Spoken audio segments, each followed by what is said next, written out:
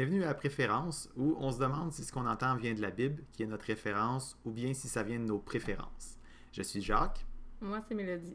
Donc aujourd'hui, on va regarder avec vous une petite vidéo qui a été publiée par Génération Unité, dans laquelle on voit l'invitée, Emma Stark, qui, en fait, qui amène, comment je dirais ça? Qui amène un message qui est contrairement à l'inverse de l'Évangile. Et qui est l'inverse de l'Évangile. Puis, j'espère qu'on va réussir à bien le démontrer aujourd'hui, avec justement, en se fiant à notre référence qui est la Bible. Oui, parce que c'est dangereux. Non, exactement. Puis, ça vaut la peine de prendre le temps de regarder voir qu'est-ce que la Bible dit, puis de comparer ça à qu'est-ce qu'il dit.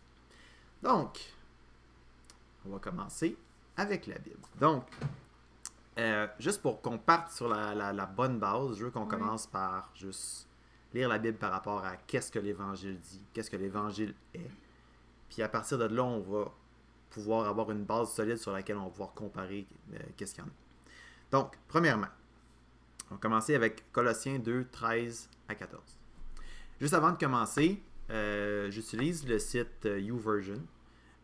C'est pas parce que c'est le meilleur site depuis le pain tranché, c'est vraiment parce que c'est quelque chose qui est accessible que tout le monde peut utiliser. Donc, je m'en sers pour juste démontrer que la Bible est accessible maintenant comme ça se peut pas. Dès qu'on a un accès à Internet, on a accès à la Bible. Donc, ça vaut la peine de pouvoir aller la lire. Tout est disponible à cet endroit-là.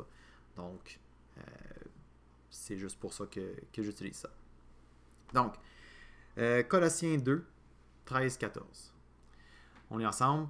Vous qui êtes morts en raison de vos fautes et de l'incirconcision de votre corps, il vous a rendu à la vie avec lui. Il nous a pardonné toutes nos fautes. Il a effacé l'acte rédigé contre nous qui nous condamnait par ses prescriptions. Il l'a annulé en le clouant à la croix. Il a ainsi dépouillé les dominations et les autorités et les a données publiquement en spectacle, en triomphant d'elles par la croix. Donc, dans ce passage-là, on voit vraiment l'action de Christ à la croix qui est venu pour mourir pour nos fautes.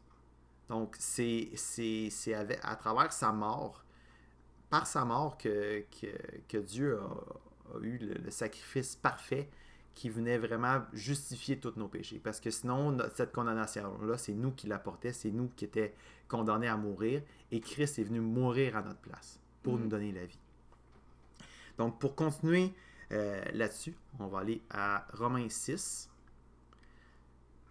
6 à 13. Donc, nous savons que notre vieil homme a été crucifié avec lui, afin que le corps du péché soit réduit à l'impuissance et qu'ainsi nous ne soyons plus esclaves du péché. En effet, celui qui est mort est libéré du péché. Or, si nous sommes morts avec Christ, nous croyons que nous vivrons aussi avec lui. Car nous savons que Christ ressuscité ne meurt plus, la mort n'a plus de pouvoir sur lui. Christ est mort, et c'est pour le péché qu'il est mort une fois pour toutes. Maintenant qu'il est vivant, c'est pour Dieu qu'il vit. De la même manière, vous aussi considérez-vous comme mort pour le péché et comme vivant pour Dieu en Jésus-Christ notre Seigneur. Que le péché ne règne donc plus dans votre corps mortel pour vous soumettre à lui par ses désirs. Ne mettez plus vos membres au service du péché comme des membres de l'injustice, mais au contraire, livrez-vous vous-même à Dieu comme des morts revenus à la vie, et mettez vos membres à son service comme des instruments de justice. Ce qu'on voit là, c'est que l'apôtre Paul nous explique aux Romains que le fait que Jésus soit mort dans son corps, c'est une allégorie pour ce qu'on doit faire nous aussi avec notre corps mortel. C'est le considérer comme étant mort, le mettre de côté et le mettre de côté parce qu'autrefois on était pris par nos désirs, par notre volonté de pécher, et puis on doit considérer notre corps comme étant mort au péché et à nos désirs. Donc, c'est ça qui explique à cet endroit-là. Puis le baptême, c'est une belle représentation de ça. C'est que notre corps est vraiment immergé. Ça symbolise la mort. Exactement, ça symbolise la mort, comme si on était enseveli avec Christ. Et qu'ensuite, on ressort et qu'on vit maintenant pour Christ. C'est ça, notre ancienne nature est de côté. Ouais. Et puis, c'est l'homme nouveau. C'est l'homme nouveau qui doit revivre pour Dieu. Exactement. Ouais. C'est bon. Donc, si on va maintenant en Galates 5:13, on voit ici que, toujours en lien avec ça, que Paul dit aux Galates, « Frères et sœurs, c'est à la liberté que vous avez été appelés. Seulement, ne faites pas de cette liberté un prétexte pour suivre les désirs de votre nature propre. Au contraire, soyez par amour serviteurs les uns des autres. » Puis là, je veux insister justement sur qu'est-ce que la liberté ici désigne. Là. Vous avez été appelés à la liberté et ne faites pas de cette liberté un prétexte pour suivre les désirs de votre nature propre. Cette liberté-là, c'est la liberté du péché. C'est que Christ, en mourant à la croix, est venu enlever l'acte de condamnation, comme on vient de lire dans Colossiens, enlever cet acte de condamnation-là, que par notre péché, on était liés, on était prisonniers de notre péché parce qu'on était condamné par lui. Mais maintenant, on est libre parce que Christ est venu enlever cet acte de condamnation-là. Fait que tout d'un coup, on repart à neuf, justement, on renaît avec Christ. Puis là, on a, si on veut, la liberté, parce qu'avant, on n'avait pas la liberté. Avant, la seule chose qu'on avait devant nous, c'était le péché et la mort. La mort. C'est la seule chose qu'il y avait. Et tout d'un coup, là, on a la liberté d'avoir, à ce moment-là, les deux devant nous, parce qu'on est vivant en Christ.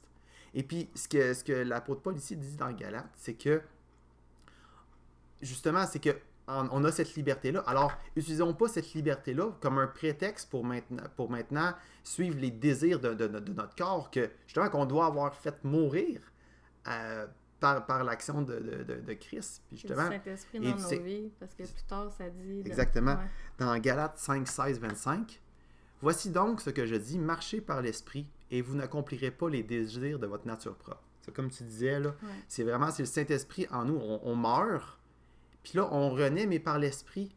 Puis il dit tout d'un coup, justement, marcher dans cette nouvelle vie-là par l'Esprit. On n'a plus les mêmes désirs.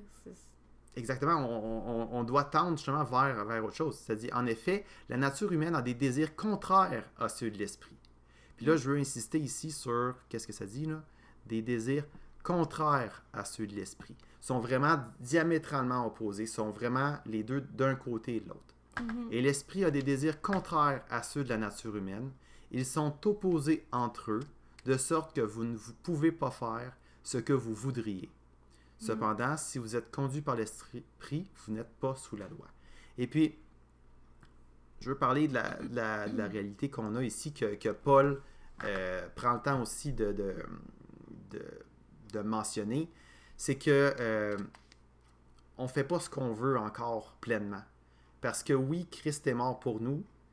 Notre baptême, on a vraiment enseveli l'ancien homme et on renaît. Mais on n'est pas encore libéré de ce corps. Complètement encore de ce corps parce qu'on est encore dedans. Et puis, c'est pour ça qu'il dit que ces désirs-là sont opposés entre eux, de sorte à ce qu'on ne fait pas ce qu'on veut. Ils sont vraiment opposés l'un à l'autre. Et diamétralement opposés l'un à l'autre. Donc, il y a cette tension qui existe encore. Et puis justement, Paul nous dit, je vais juste le redire pour que ça soit bien clair, il nous dit maintenant que vous êtes libre, prenez pas ça comme un prétexte pour retourner où est-ce que vous étiez auparavant, mais au contraire, allez de l'autre côté, puis par l'Esprit, vous avez cette possibilité-là maintenant. Maintenant que vous avez une nouvelle naissance avec Christ, puis c'est une grâce, puis c'est un miracle aussi comment je dirais que son esprit puisse venir habiter en nous, puis nous montrer sa volonté, puis nous montrer comment vivre, ses désirs à lui, puis exactement, qui vient en nous. Mais il y a toujours cette tension-là dans laquelle on vit. Donc, ceci étant dit, puis que c'est bien clair justement, c'est comment sont nos désirs, puis comment qu'on devrait agir envers eux, puis qu'on devrait marcher selon l'Esprit. Maintenant, allons voir un petit peu comment que ces thèmes-là sont abordés par Emma Stark quand elle est venue l'année dernière. En février dernier qu'elle est venue. Exactement. Ouais. Donc, écoutons ça ensemble. Comment bons sont vos désirs? How alive is your rabid desire? Comment sont vivants your what? Rabid, untamable desire. Comment sont vivants vos désirs les plus internes? Interne, c'est peut-être pas la bonne traduction. untamable, je traduirais ça par indomptable. Donc à la conférence ici, elle demande à tout le monde comment sont vos désirs indomptables. Comment sont vos désirs. Elle prend un petit peu le pouls de la salle. Donc, elle commence avec ça. Display tonight untamable desire? Est-ce que vous avez démontré Did ce you? soir un désir? Was it pulsating out of your Est-ce que being? ça pulsionnait hors de votre vie? You tell me. Vous me dites. Score yourselves.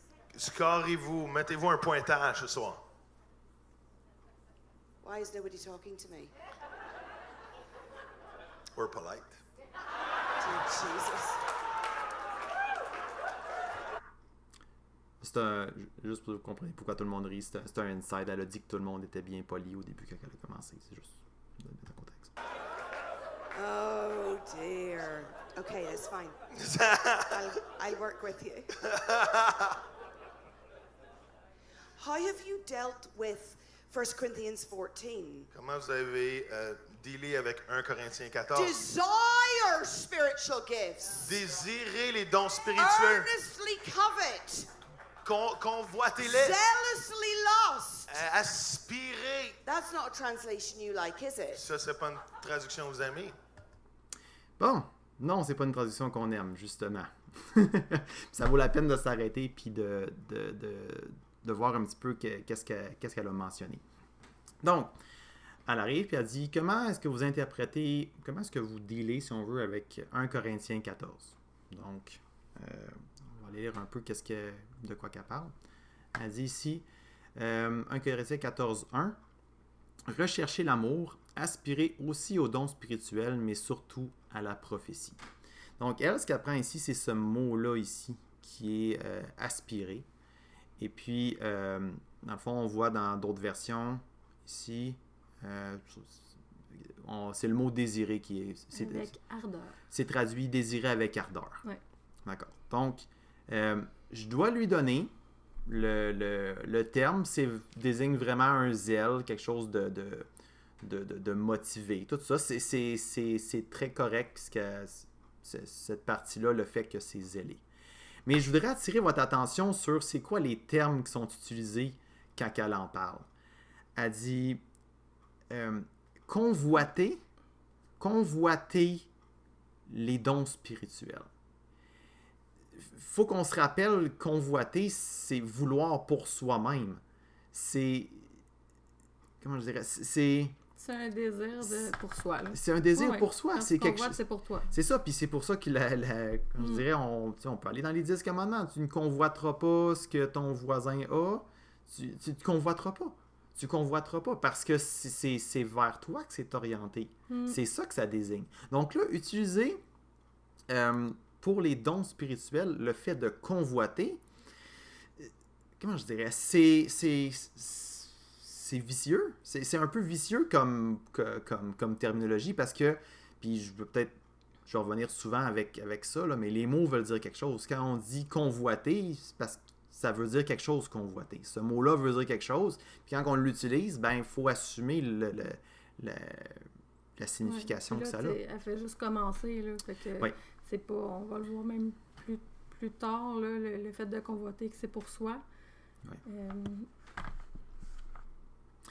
Oui. Là, c'est ça, là, on va voir dans le fond, c'est quoi vraiment les dons spirituels, ça sert à quoi? Oui, exactement. Puis, descendons un peu. 12, 1 Corinthiens 14, 12. Voilà. Vous de même, puisque vous aspirez aux dons spirituels, cherchez à posséder avec abondance ceux qui édifient l'Église. Donc, ceux qui édifient l'Église. Donc, vraiment dans une optique d'utilité commune. Donc, c'est pas quelque chose de...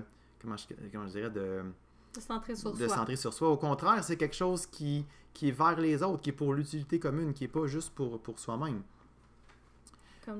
Comme dans 1 Corinthiens 12 aussi, qui en parle, que c'est pour l'utilité commune. Allons-y, 1 Corinthiens 12.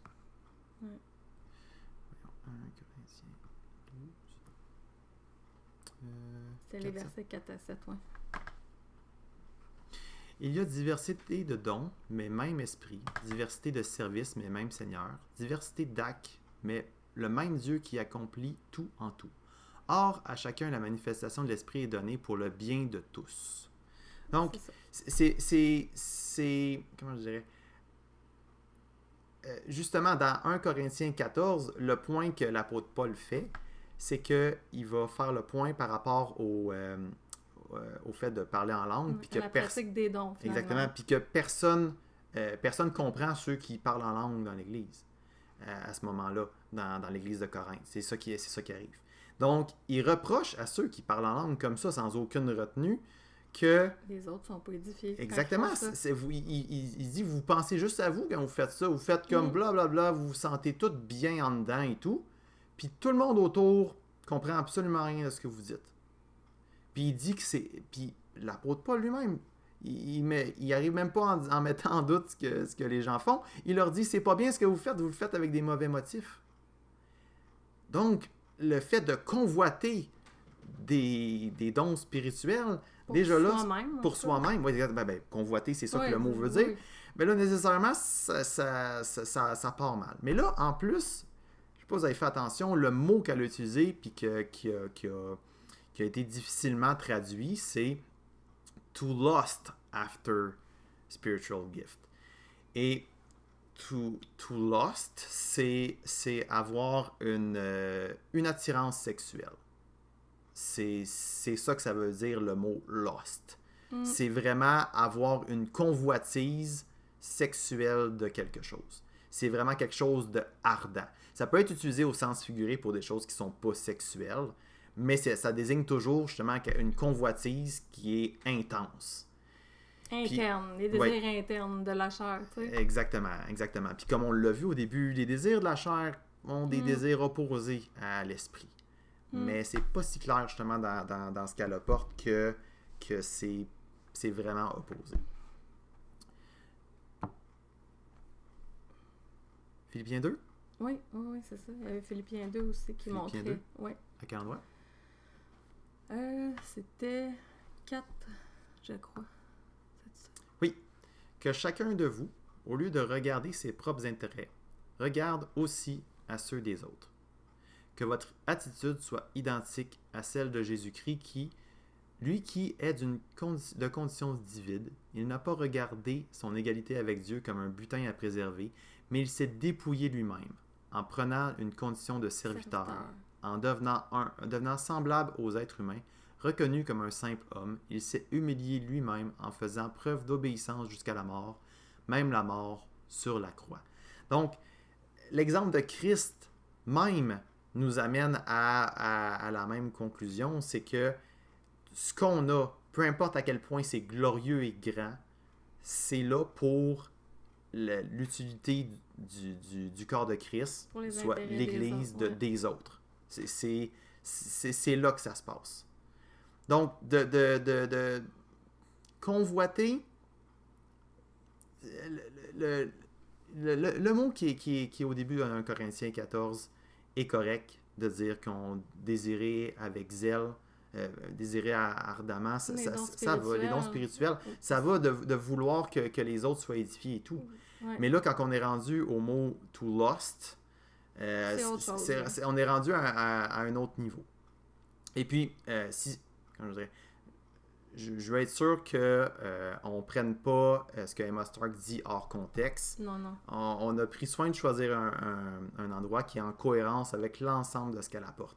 Puis, dans le fond, le lien vers la vidéo va être dans la description pour que vous puissiez aller voir par vous-même, que nos sources soient bien ouvertes, puis que vous puissiez aller voir. On a même pris les parties peut-être les moins pires. Ensuite, on va la laisser continuer.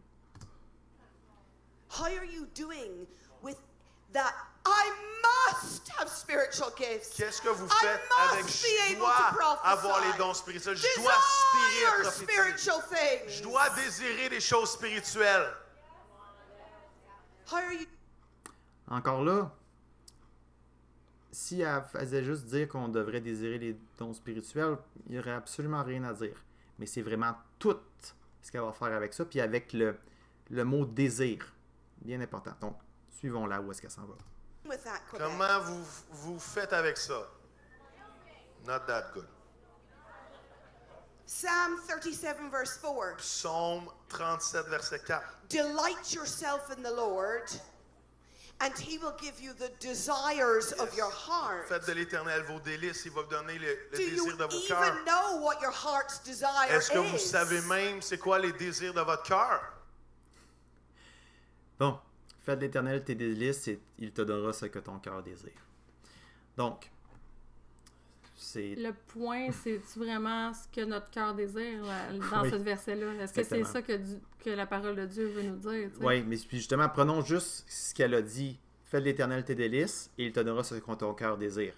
Et puis, je sais pas si vous avez remarqué, mais là, en fait, ce qu'elle est en train de présenter, c'est exactement l'inverse. Ouais. C'est, savez-vous même qu'est-ce que vous désirez? Donc, avant même de connaître Dieu ou de chercher Dieu, elle nous amène, elle veut qu'on aille vers nos désirs qu'on a. Puis elle reproche aux gens qui sont dans la place de ne pas bien connaître leurs désirs. Oui, c'est ça, parce que dans le fond, ils ne pourront pas faire des délices de Dieu sans avoir ces désirs-là, ces dons-là spirituels. Ouais. Ouais. Puis C'est carrément inversé. c'est vraiment inverser les choses. Ouais. Puis, comment je dirais, ce passage-là, on le repasse, c'est sorti à toutes les sauces, mais c'est si simple, là. C'est que premièrement, on se délecte de qui est Dieu, Ouais. de sa parole, de qui est vraiment.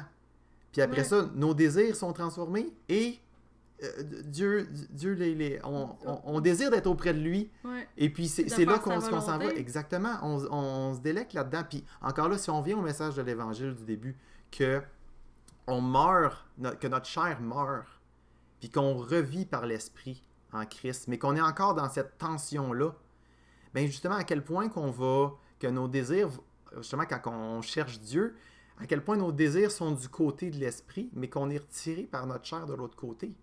Puis que éventuellement, justement, on va être libéré de ce corps-là, puis on va pouvoir se retrouver dans la présence de Dieu. Puis là, à ce moment-là, on va vraiment pouvoir être dans les plaisirs de Dieu, qui sont vraiment juste d'être dans sa présence, qu'on désire vraiment, de le suivre, de vivre par l'Esprit pleinement, comme on peut jamais le faire dans notre corps. Non, c'est ça, pas à 100% en tout cas. Puis il y avait aussi un verset dans 1 Jean 3, un passage, dans 1 Jean 3, 22 à 24, qui est vraiment directement en lien là, avec la même pensée que fait de l'Éternel tes délices, là. Vas-y. Ah ben, je vais le lire. Oh, oui, d'accord. Quoi que nous demandions, nous le recevons de lui, parce que nous gardons ses commandements et nous faisons ce qui lui est agréable. Et voici quel est son commandement, c'est que nous croyons au nom de son Fils Jésus-Christ et que nous nous aimions les uns les autres comme il nous l'a ordonné. Celui qui garde ses commandements demeure en Dieu et Dieu demeure en lui et nous reconnaissons qu'il demeure en nous à l'Esprit qu'il nous a donné.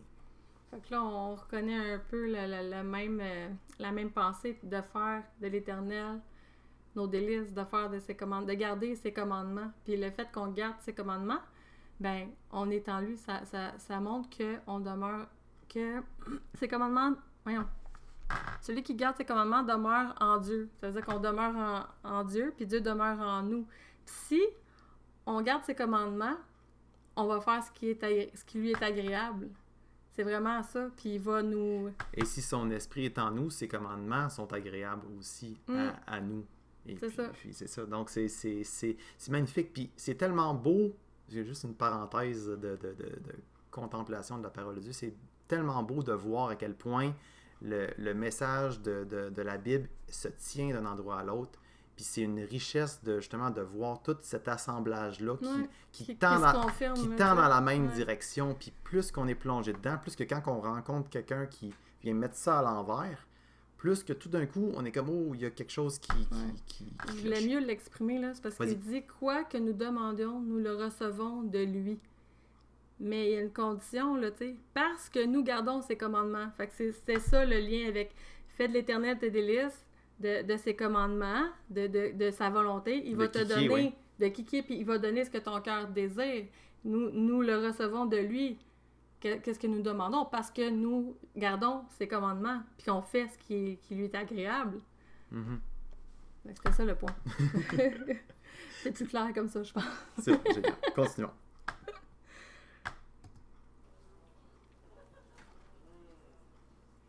the Spirit of the Lord says this to you. L'Esprit du Seigneur vous dit.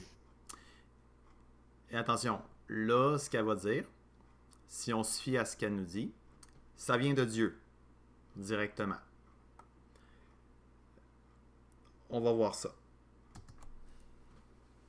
I want to awaken your desire. Je veux éveiller vos désirs. I want to awaken your intimacy. Je veux réveiller votre I want intimité. you to know that at my right hand there are pleasures. Je veux que vous sachiez que dans ma main droite, il y a des Not plaisirs. lessons, Pas des not leçons, rules, pas des règles, not even treasures, même pas des trésors, but pleasures. mais des plaisirs. Bon. Que dire? Bon, commençons avec ce qu'elle nous dit. Donc, si je résume ce qu'elle dit, elle dit que Dieu dit que Dieu veut réveiller nos désirs. D'accord? Ouais. Et que à sa droite, il y a des plaisirs. D'accord? Donc, vraiment des désirs qui nous amènent au plaisir. Donc,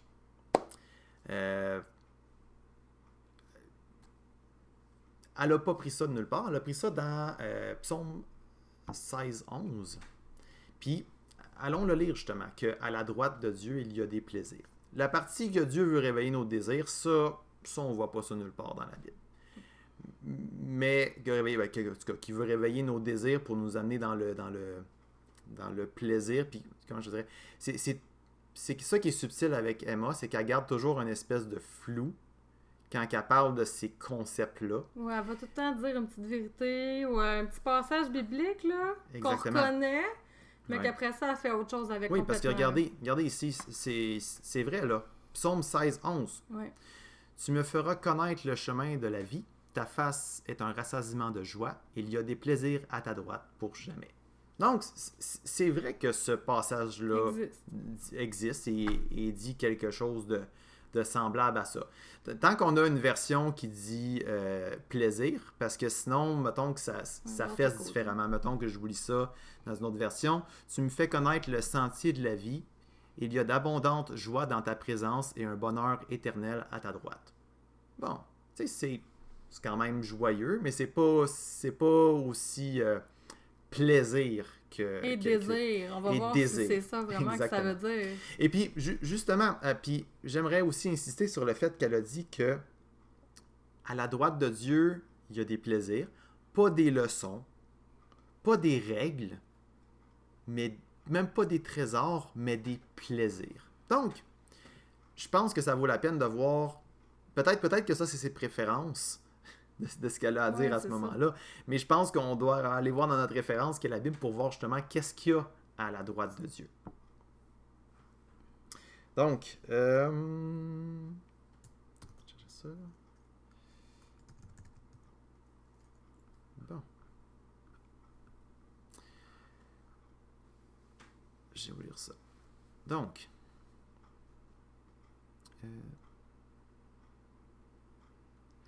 oui, c'est vrai. Ô Dieu, tel qu'est ton nom, telle est ta louange jusqu'au bout de la terre. Ta droite est pleine de justice. OK. Donc, on a un autre endroit. Puis la droite, on voit qu'à la droite de Dieu, il y a une abondance de justice. Écoutez, je sais pas. Pleine de justice. Oui, c'est ça, exactement. Puis encore là, on va revenir encore sur que les mots veulent dire quelque chose. Là. Et s'il n'y a pas de règles, pas de leçons, écoute, il n'y a pas de justice. C'est dur de définir la justice quand il n'y a Ouais. pas de règles. Puis tu sais, c'est... Comment je dirais? S'il n'y a pas de règles, est-ce qu'on est des pécheurs? Parce qu'il n'y a rien à transgresser s'il n'y a pas de règles. S'il n'y a rien à transgresser, si la justice de Dieu, c'est juste des plaisirs. des plaisirs, on n'est pas des pécheurs, mais on n'a pas besoin de Jésus. C'est juste mort. Mais justement, allons un petit peu plus loin à travers ça. Donc, on a vu qu'à la droite de Dieu, il y a des plaisirs. Et sa droite est pleine de justice. Voyons voir c'est quoi cette justice-là, parce que c'est tellement merveilleux. Si on va voir ici, justement, ce psaume-là, le psaume qu'elle cite, psaume 16:11, on voit que c'est repris dans Actes 2:25. Actes 2:25. Et Acte 2, 25, c'est quand le Saint-Esprit vient après que Jésus soit parti, puis que Pierre va prêcher à la foule. Acte 2, 25, il va dire, je vais vous donner juste lire un petit peu avant pour vous donner un peu de contexte. Il parle de Jésus.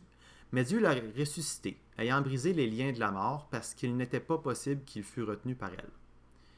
Et là, c'est là que vient la citation du psaume. « Car David dit de lui, je contemplais toujours le Seigneur en ma présence, car il est à ma droite afin que je ne sois point ébranlé. C'est pourquoi mon cœur s'est réjoui et ma langue a tressailli de joie, et de plus ma chair reposera en espérance. Car tu ne laisseras point mon âme au sépulcre, et tu ne permettras point que ton sein sente la corruption. Tu m'as fait connaître le chemin de la vie, tu me rempliras de joie en ta présence. » Si on voit ça ici, c'est une citation directe de ici. Justement, ça parle de Jésus. Là. C'est pourquoi mon cœur s'est réjoui, ma langue s'est égayée et ma chair habitera avec assurance. Car tu n'abandonneras point mon âme au sépulcre et tu ne permettras point que ton bien-aimé sente la corruption. Tu me feras connaître le chemin de la vie. Ta face est un rassasiement et il y a des plaisirs à ta droite pour jamais. Donc, on voit que les plaisirs à la droite à jamais, c'est l'éternité avec Jésus. Exactement. Puis c'est accessible à travers Jésus. Et puis, ça dit que justement que... c'est ça que cette... Il y a une... Comment je dirais ça? Excusez. Prends ton temps. Oui, c'est ça.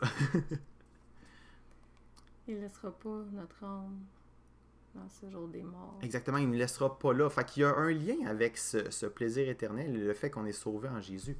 Puis si on fait une petite recherche juste rapidement pour voir qu'est-ce qu'on parle souvent qui est à droite de Dieu. Donc, on va voir. Colossiens 3.1. Si donc vous êtes ressuscité avec Christ, recherchez les choses d'en haut où Christ est assis à la droite de Dieu. OK, une fois. Tandis que Christ, après avoir offert un seul sacrifice pour les péchés, s'est assis pour toujours à la droite de Dieu. OK, 2 dans une autre lettre. Qui les condamnera? Jésus-Christ est mort, bien plus, il est ressuscité, il est à la droite de Dieu et il intercède pour nous. 1 Pierre 3.22. Qui est monté au ciel a reçu la soumission des anges, des autorités et des puissances et se trouve à la droite de Dieu. Même dans Actes des Apôtres, on voit. Ouais. Mais Étienne, rempli du Saint-Esprit, fixa les regards vers le ciel et vit la gloire de Dieu et Jésus debout à la droite de Dieu. Donc, c'est un peu clair. C'est un peu clair. Donc, si on comprend un petit peu le lien puis l'uniformité dans la Bible, puis c'est tellement une beauté de la Bible, c'est tellement une bénédiction qu'on a de tout pouvoir voir ça, c'est que, justement, quand on parle des plaisirs qui sont à la droite de Dieu, quand on parle de la justice qui est à la droite de Dieu, quand on parle que, justement, il y a un lien entre cette justice-là et notre vie éternelle, ce qu'il y a à la droite de Dieu, c'est Jésus. C'est Jésus-Christ.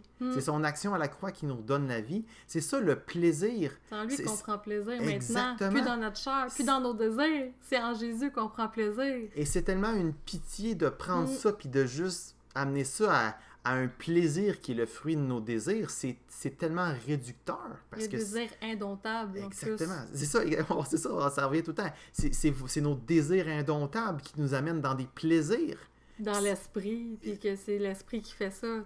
Supposément, là. Non, là, c'est le contraire. Non, c'est ça. Puis quelle belle opportunité de parler de Christ qui est à la droite de Dieu, qui est notre plaisir. Puis à la place, on voit que là, elle est en train de renverser carrément la on va à l'inverse de ça. On parle de notre chair puis de nos propres désirs. Mais continuons. So when God awakens desire, oh, this is stepping on some demons, isn't it? Don't you love this? Don't you love that we annoy darkness? I love that we annoy darkness. Ça, c'est vraiment vicieux. Donc, puis, désolé de l'accuser d'avoir un vice, là, mais, comment dire, c'est... Non, je m'excuse pas d'accuser qu'il y a un vice là-dedans.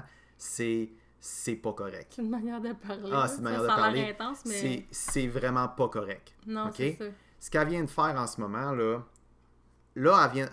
depuis tantôt, elle parle des désirs. Elle parle qu'à la droite de Dieu, il y a des plaisirs. C'est nos désirs qui nous amènent là. Puis là, tout d'un coup... Tout le monde qui serait dérangé par ce qu'elle va dire. Exactement. Puis en tant que chrétien, là, on va se dire... supposé d'être dérangé. Exactement. C'est normal d'être dérangé. Ouais. Ben là, ce qu'elle vient de dire, là, puis on va juste sur leur passé. Mais des plaisirs. So when God awakens desire, oh, this is stepping on some demons, isn't it? Don't you love this? Quand Dieu réveille... Donc, elle vient de dire... Non, j'aime pas ça du tout. Ce qu'elle vient de dire, elle vient de dire, oh, je sens que c'est en train de piler sur des démons, n'est-ce pas? Est-ce que vous le sentez-vous pas? C'est ça. Oui, ça, puis elle continue, là. Darkness, I love that we annoy darkness. J'aime ça qu'on dérange le monde des ténèbres. J'aime ça quand on dérange le monde des ténèbres. Donc, dites-vous 2 secondes. Elle attribue le discernement que les gens pourraient avoir ou le Saint-Esprit qui les alarme de faire comme il y a de quoi de pas correct. Elle attribue ça à Satan.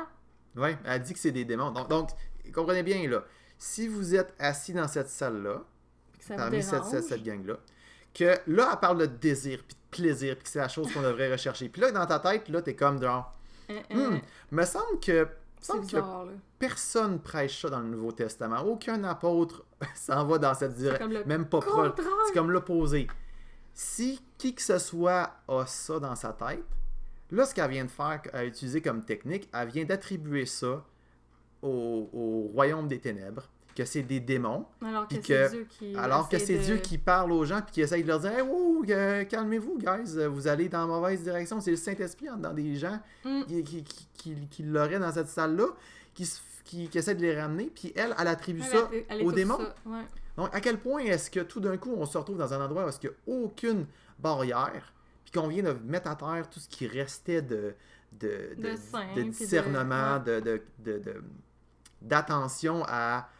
Jésus, la parole de Dieu. C'est ça, puis à prendre garde, justement, de garder notre chair, puis de vivre selon l'esprit. À ce moment-là, c'est complètement étouffé. Puis c'est grave, là. C'est vraiment grave, là. C'est vicieux, comme tu l'as dit. Non, c'est vicieux. Ouais. C'est prendre par en arrière le sentiment que les gens ont, puis peut-être qu'ils ont de la difficulté à reconnaître à ce moment-là, puis l'attribuer à l'inverse de ce que c'est. C'est vraiment l'opposé complètement. Ça, c'est... Ouais. C'est horrible. C'est pas correct. Non. C'est vraiment pas correct. Mais c'est pas fini.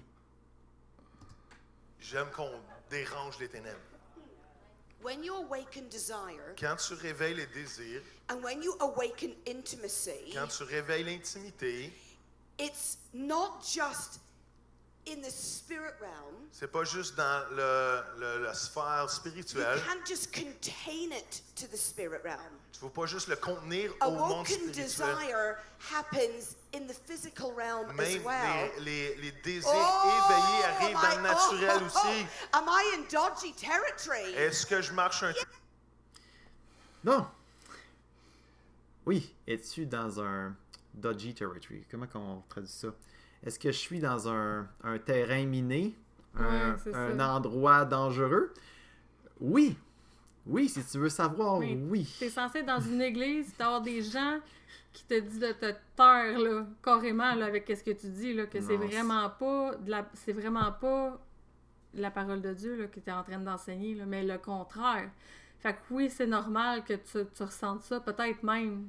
Ouais, mais quand je dirais, elle a l'air de trouver ça le fun. Ouais, pour manipuler, en fait. Puis sincèrement, tu sais, c'est pas juste un jugement, là. Tu sais, il y a comme « Oh! » habituellement, quand quelqu'un fait ça sur un stage, parce qu'il y a du fun puis qu'il trouve ça cool. Elle a dit qu'elle aimait ça, faire ça. Exactement. Puis, tu sais, on le voit, mais tu sais, c'est terrible parce que là, elle est en train de dire que nos désirs on doit éveiller nos désirs spirituels.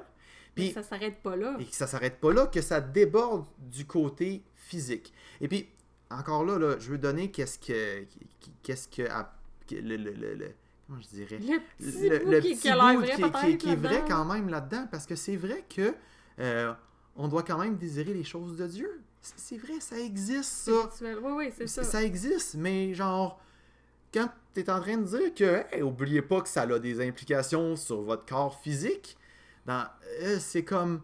Que c'est même attribué, c'est des désirs pas juste spirituel, charnel aussi, il est en train de carrément dire ça. Là. Ou si elle veut pas dire ça, c'est dur de pas interpréter ça. On s'entend, là. On va continuer, C'est on ça. va voir. Yes! Let's make it righteous. Ah, I will. Justement, là, elle vient de dire I will make it righteous. Donc, inquiétez-vous pas, je vais le rendre ça comme étant bon, si on veut. Donc, tu sais, c'est comme si elle disait oh, regardez, Je pointe à la chair comme de quoi que c'est quelque chose... C'est ça, je m'en vais dans quelque chose qui est comme touché, puis tout ça, que je dois être nuancé et tout. Là, inquiétez-vous pas, je vais vous mettre ça tout pour que ça soit correct. Ouais, c'est ça. Exactement. Comme pour que ça passe, là, parce que là, ça n'a pas l'air de passer. Oui, c'est là. ça. Puis, pour lui donner... dans le fond, on peut percevoir ça comme étant quelqu'un, justement, qui va amener quelque chose de controversé.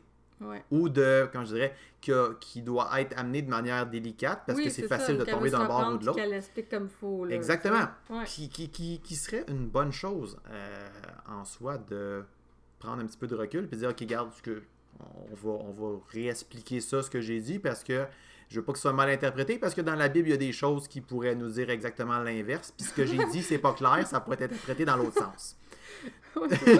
C'est ça. Bon, voyons voir où est-ce qu'on va avec ça. The Lord says this to you. Le Seigneur vous dit. Quebec, if you would awaken your longing. Donc, juste insister sur le fait que à ce moment-là, elle arrive pour dire ok, on va rendre ça juste.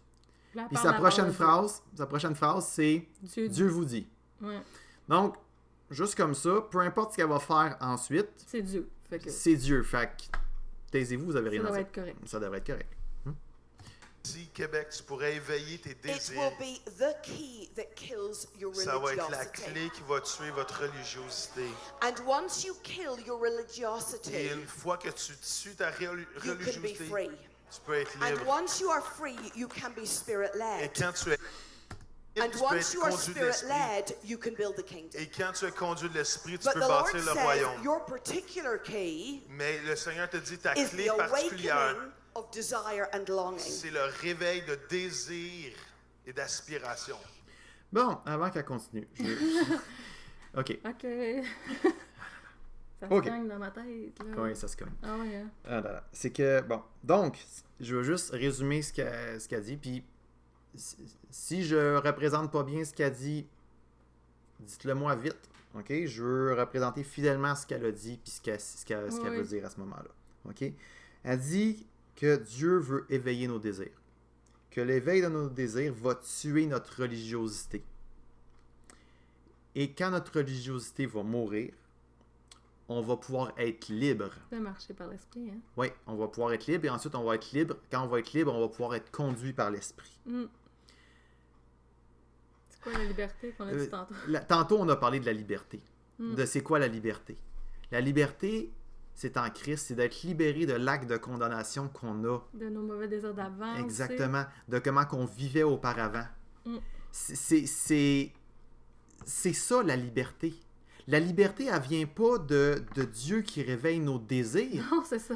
Elle vient de Christ, de son évangile qui est proclamé, puis qui nous transforme, qui fait qu'on fait mourir notre chair, puis qu'on revit en lui par l'esprit. Parce que là, oubliez pas, elle n'est plus dans les désirs spirituels. Là. Elle a introduit vraiment que ça vient... dans le charnel, dans le physique. Dans le physique. Puis on a un flou à cet endroit-là. Il n'y a rien de clair et de bien défini. Il y a juste un flou, mais qui tend dans cette direction-là. Là, exactement, non, c'est ça. Mais juste cette parole-là cette parole de Dieu qu'a dit, tu sais, on est appelé à sonder les esprits, à en juger, voir si ça vient de Dieu ou pas. Oui. Puis notre meilleur test qu'on a, c'est notre référence, c'est la Bible. C'est la Bible. Ne mettez pas foi en tout esprit. Exactement, mais testez-les. Testez-les.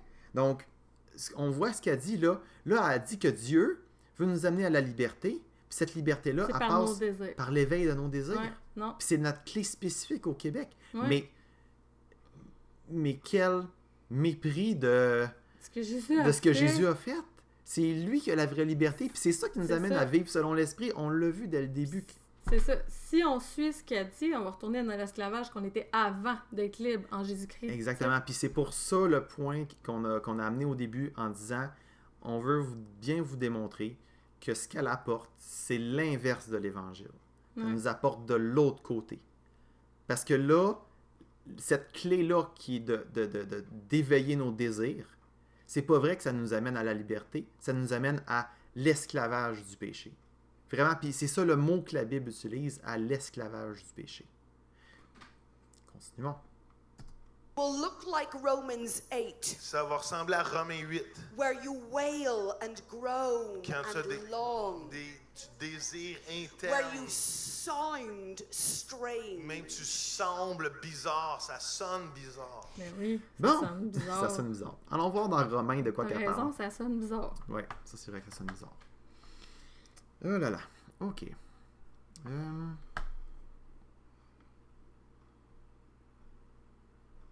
Alright.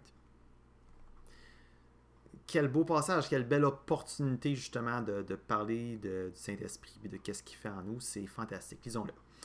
De même, l'Esprit aussi nous vient en aide dans notre faiblesse. En effet, nous ne savons pas ce qu'il convient de demander dans nos prières, mais l'Esprit lui-même intercède pour nous par des soupirs que les mots ne peuvent exprimer. Et Dieu, qui examine les cœurs, sait quelle est la pensée de l'Esprit, parce que c'est en accord avec lui qu'il intercède en faveur des saints. Donc, il n'y a rien de bizarre là, dans ce qui est écrit là. Non, c'est ça, on n'est pas supposé sonner bizarre. Non.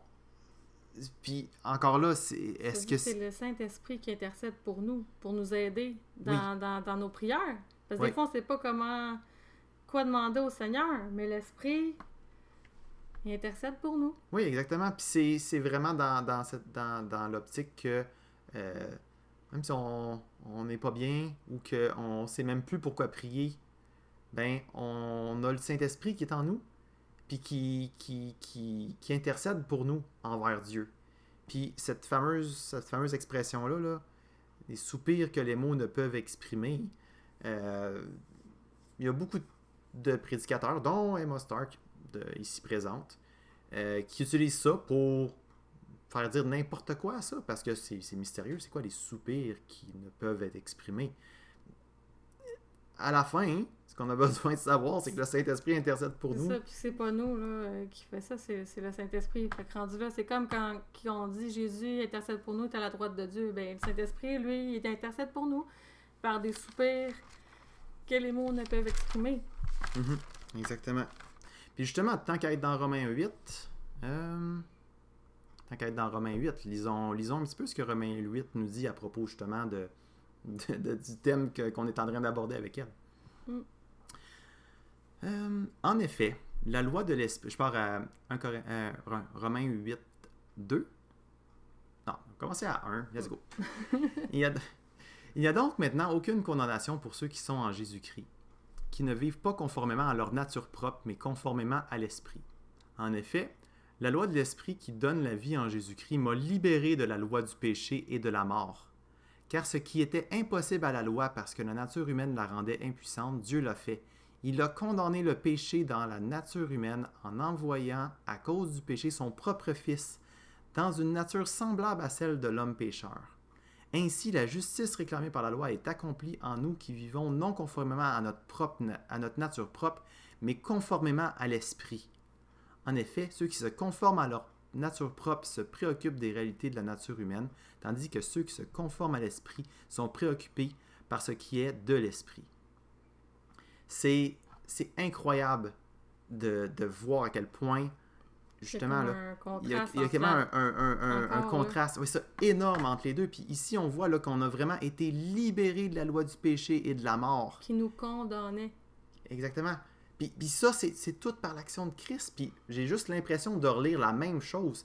Puis depuis tantôt, on se promène dans toutes les épîtres parce que il faut se dire, l'Évangile, c'était toujours c'est le même message que Paul prêchait dans chacune de ses lettres.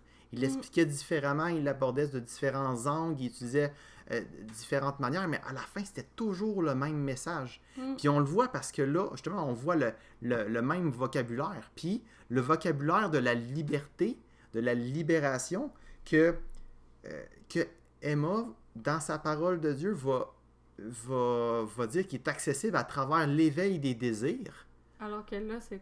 On voit que la seule liberté qui est mentionnée dans l'Évangile du Nouveau Testament, c'est la liberté du péché. Ouais. Qui nous amène à vivre par l'esprit. Fait que ce qu'on voit justement, c'est que Emma n'a pas tort en disant que d'être libéré nous permet de vivre par l'esprit. Ça, c'est vrai. C'est réel. Puis ça nous amène à bâtir le royaume de Dieu. C'est vrai, ça aussi. C'est vrai. Mais la première phrase, c'est ça le problème. C'est parce qu'elle on part pas de la bonne affaire, à part de nos désirs. C'est ça. Le fruit de l'esprit, dans la manière qu'elle parle, c'est nos désirs. C'est quand ça va être éveillé en nous qu'on va pouvoir marcher conformément au Saint-Esprit. C'est là qu'elle twist complètement. Là. Oui. Oui, puis même si... on va la laisser continuer, puis on va juste y aller avec... This is not romance. C'est pas de la romance. This is desires for justice. C'est le désir pour la justice. This is desires for strategy. C'est le désir pour des stratégies. This is desires for occupation. C'est le désir d'occuper. This is desires for spiritual things. C'est le désir pour des choses This is spirituelles. Obadiah 1:17. Possess your possessions. Ça veut dire possède tes possessions. You see, the kingdom of God Le royaume de Dieu is a permission-giving culture. est une culture. Donc, on va juste s'arrêter là 2 secondes. Là, c'est ça la subtilité, parce qu'on se fait pitcher à gauche, à droite. Là, tout d'un coup, maintenant, ce n'est pas de la romance. Non, c'est ça. C'est un désir de justice. C'est un désir pour des stratégies. Un désir d'occupation du territoire. Elle a dit d'autres choses. Elle a dit des vérités aussi par après, là. Oui, c'est ça. Puis, t'es comme, oui, un désir pour la justice. C'est vrai qu'en tant que chrétien, on a un désir pour la justice. La justice, mais la justice vient de Christ. On a un désir que tout le monde connaisse Christ. Parce que c'est de lui qu'est la seule justice. Donc, c'est comme, c'est pas... Les mots qu'elle dit sont pas tout à fait faux.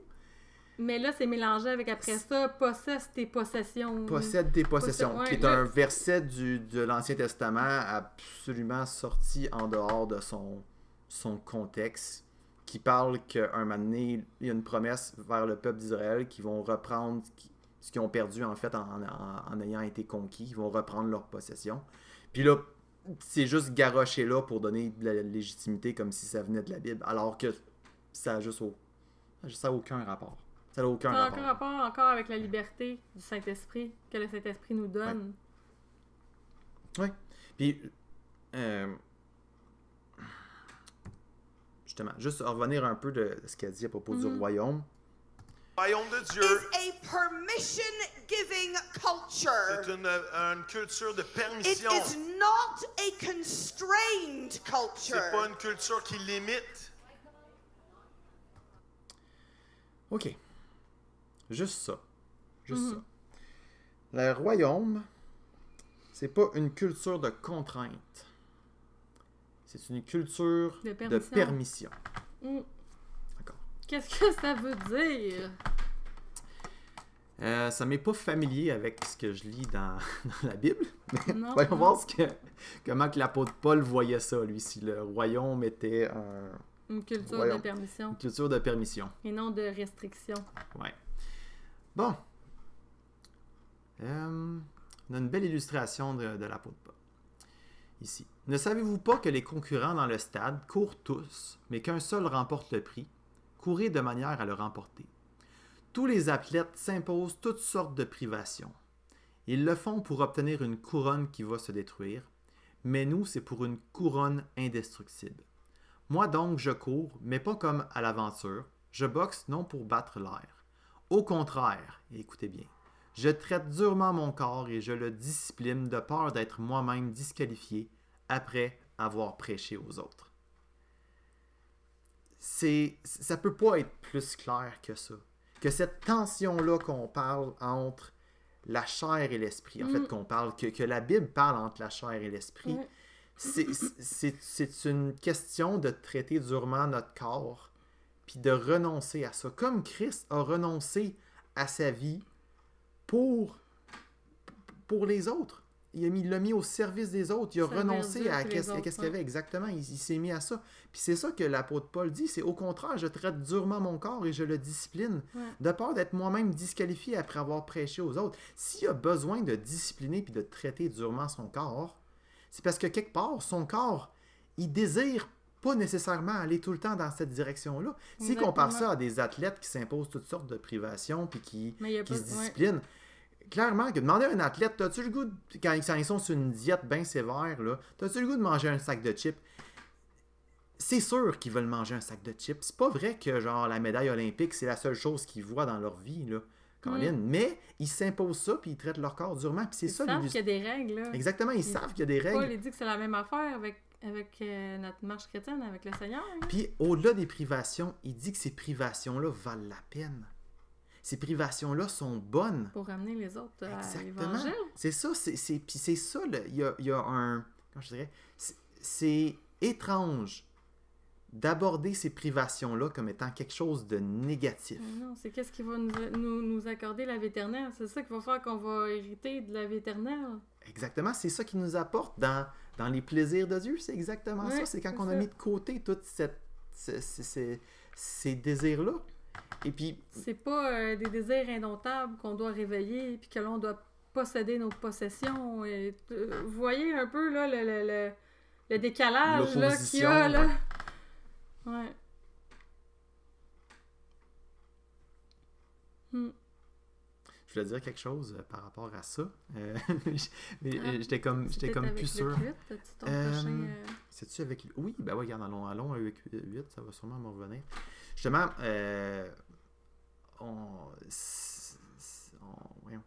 Jésus en parle, justement, des désirs, tout ça, puis de qu'est-ce qu'il y en est. Il nous en parle dans la parabole des semeurs. Je vais juste y aller rapidement, là. La parabole des semeurs, la parole de Dieu est représentée par une semence qui est envoyée dans plusieurs sols. Puis un des sols, c'est avec les épines. Donc, les épines, les ronces. Donc, ce qui est tombé parmi les ronces, donc la semence, la parole de Dieu qui est tombée parmi les ronces, ce sont ceux qui ont entendu la parole, mais en cours de route, ils la laissent étouffer par les préoccupations, les richesses et les plaisirs de la vie. Ils ne parviennent pas à maturité. Donc, la parole de Dieu, s'il y a les désirs, les plaisirs de la vie qui sont là, la parole de Dieu, elle n'aura pas de place pour sortir, parce que ça prend toute la place autour. C'est aussi simple que ça. Puis c'est pour ça. Puis oui, c'est ça, c'est là que je voulais en venir. C'est que l'apôtre Paul disait que justement, il se privait de certaines choses, mais être dans les privations justement pour cette cause-là, par le Saint-Esprit, c'est quelque chose qu'on désire en dedans de nous, je ne vais pas utiliser le mot désir encore, mais c'est quelque chose qui n'est pas nécessairement on ne voit pas ça nécessairement comme une contrainte, c'est une joie de servir Dieu, puis de s'imposer des choses qui sont peut-être dures, mais qui valent la peine, parce qu'on a le Saint-Esprit, puis on a cette tension-là que notre tête, notre intelligence, si on veut, nous sait quelles sont les bonnes choses, mais notre chair nous tire de l'autre côté. C'est pas quelque chose qu'on perd, c'est pas quelque chose qui est une perte. Ouais, ça qui est une perte pour nous. Parce qu'il nous donne le vouloir et le faire de faire sa volonté, le Seigneur, par son esprit. C'est lui qui est... C'est ça? Exactement, c'est ça. À faire sa volonté et non nos propres désirs, d'avoir des préoccupations autres que lui. Là. Exactement. Là, allons voir où est-ce que elle s'en va après avec le reste.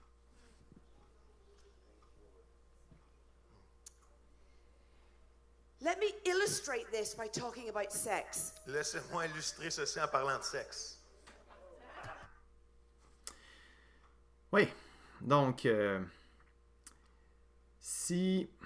comment dire, si l'illustration la plus convaincante que vous avez par après, c'est pas des versets bibliques, c'est pas une démonstration de ce qui a été enseigné dans la Bible, si la meilleure démonstration que quelqu'un a pour démontrer ce qu'il vient de dire, si la meilleure démonstration qu'il y a, c'est de parler de sexe,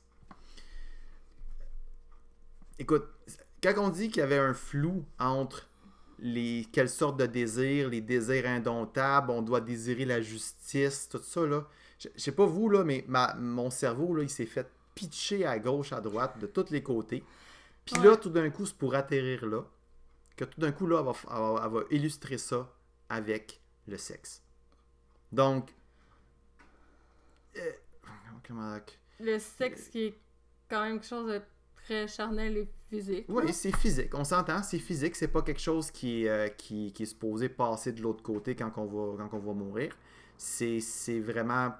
C'est physique, c'est charnel. Puis c'est un... Comment je dirais? C'est pas une bonne chose d'être conduit par nos désirs indomptables par rapport au sexe. À ce niveau-là. Non, exactement. C'est pas la bonne voie. Puis la Bible est excessivement claire là-dessus. Puis tout ce qui est désir sexuel, justement, indomptable, c'est toujours mis en opposition directe avec les désirs de le marcher selon l'esprit. Mm-hmm. Donc, marcher selon la chair, on est dans tout ce qui est justement ces désirs-là indomptables par rapport au sexe, à la gourmandise, à quoi que ce soit. Les excès. Là. Les excès c'est des choses qui nous remplissent, qui nous font plaisir. Et puis de l'autre côté, on a marché selon l'esprit. C'est vraiment... Qui est le fruit de l'esprit. Là, oui, exactement. la c'est bonté, vraiment opposé l'un à l'autre, là, diamétralement opposé. Juste pour terminer, on vient de voir, on a commencé par l'Évangile, qu'est-ce que c'est? Qu'est-ce que ça implique, puis comment que nos désirs et le Saint-Esprit sont en tension, en opposition, dès notre nouvelle naissance, au cœur de l'Évangile, c'est ça. C'est la chose suivante après qu'on est libéré de nos péchés. C'est la première chose qui arrive. Ensuite, on a suivi Emma dans ce qu'elle apporte. On a écouté une bonne portion. Puis cette portion-là représente bien l'ensemble de ce qu'elle veut signifier. Puis on voit que les petites brides qu'on a prises s'en vont complètement à l'opposé de ce que l'Évangile enseigne. Puis, en plus de ça, c'est tout rempli de toutes sortes de petites techniques pour, justement, rendre inconfortable s'il y a quelque chose qui vient s'opposer à ce qu'elle apporte. Ouais. Puis, veux pas, faut se le dire aussi, c'est quand même assez séduisant de se faire dire que on peut atteindre Dieu par nos désirs. Ouais. Puis que c'est facile, nos désirs. C'est ce qu'on a en dedans de nous. C'est la chose qui veut ressortir. C'est justement quand on dit qu'il y a une tension entre la chair et l'esprit. C'est pas super confortable, cette tension-là. Mais si cette tension-là est éliminée parce qu'on s'adonne à nos désirs, tout d'un coup, il n'y en a plus de problème. Il n'y en a plus de problème. C'est agréable. C'est fantastique. c'est très sensuel comme approche d'offrir aux gens sur un plateau leurs désirs. Puis de leur dire que dans le fond, c'est ça. C'est comme ça, marcher par l'esprit, finalement. C'est ça, exactement. C'est pas des privations, c'est pas des choses qui sont dures, c'est des choses qui sont faciles, puis qui sont déjà en vous. C'est ça, exact. Donc, on va lire un peu de 2 Pierre 2, qui nous parle un petit peu de personnes qui amenaient ces choses-là, puis on voit qu'il y a des choses qui n'ont pas changé en 2000 ans. On voit que la recette n'a pas changé. Ouais. OK. Cependant, il y a eu parmi le peuple de prétendus prophètes. De même, il y aura parmi vous de prétendus enseignants. Ils introduiront sournoisement des doctrines qui conduisent à la perdition, allant jusqu'à renier le maître qui les a rachetés. Renier le maître qui les a rachetés, là, c'est Christ. Puis on a vu là à quel point que chaque fois qu'il y avait des citations dans la Bible, à quel point Christ était mis de côté, puis tout d'un coup c'était rendu nos désirs puis les plaisirs qui étaient au centre. C'est vrai que c'est vraiment ça. C'est quand même c'est ça. Qui attache Jésus. C'est les désirs à la place qui nous fait marcher par l'esprit. C'est pas Jésus, c'est pas son œuvre. Exactement, c'est nos désirs. Et ils attireront ainsi sur eux une ruine soudaine. Beaucoup les suivront dans leur immoralité, et la voie de la vérité sera calomniée à cause d'eux. Dans leur soif de posséder, ils vous exploiteront avec des paroles trompeuses, mais leur condamnation menace depuis longtemps et leur ruine ne tardera pas. Je vais juste continuer à 17. C'est sur le même sujet, c'est dans la même lignée. Ces gens-là sont des sources sans eau, des nuages poussés par la tempête. L'obscurité des ténèbres leur est réservée pour l'éternité. Avec de grands discours pleins de vide. De grands discours pleins de vide. Je pense quand même que ça décrit bien. Ouais. Ils prennent au piège des plaisirs de la chair, de leur débauche, ceux qui ont en réalité échappé aux hommes vivant dans l'égarement. Ils leur promettent la liberté, alors qu'ils sont eux-mêmes esclaves de la corruption, puisque chacun est esclave de ce qu'il a dominé. C'est tellement, pratiquement mot pour mot, on repasse exactement sur les mêmes choses ici. Ils prennent au piège dans les plaisirs de la chair, donc nos désirs, ce qu'on veut, ok? Et ils promettent la liberté, alors qu'ils sont eux-mêmes esclaves de la corruption. C'est incroyable à quel point il y a une promesse de liberté en disant « Vos désirs vont vous amener à la liberté », alors que c'est Christ, c'est son œuvre à la croix qui nous amène à la liberté. On continue. En effet, si après avoir échappé aux souillures du monde par la connaissance de notre Seigneur et Sauveur Jésus-Christ, ils se laissent reprendre et dominer par elle, leur dernière condition est pire que la première. Il aurait mieux valu pour eux de ne pas connaître la voie de la justice plutôt que de la connaître et de se détourner ensuite du saint commandement qui leur avait été donné. Il leur est arrivé ce que disent avec raison les proverbes, le chien est retourné à ce qu'il avait vomi, et la truie à peine lavée s'est vautrée dans le bourbier. C'est extrêmement sévère comme parole, puis ça rentre dedans parce que ça aurait pu... Ça l'a été, moi puis Mélodie, qui était assis dans cette salle-là, puis qui trouvait ça bien drôle, puis qui disait Amen, puis qui était pendu aux lèvres de cette personne-là. C'est là qu'on était.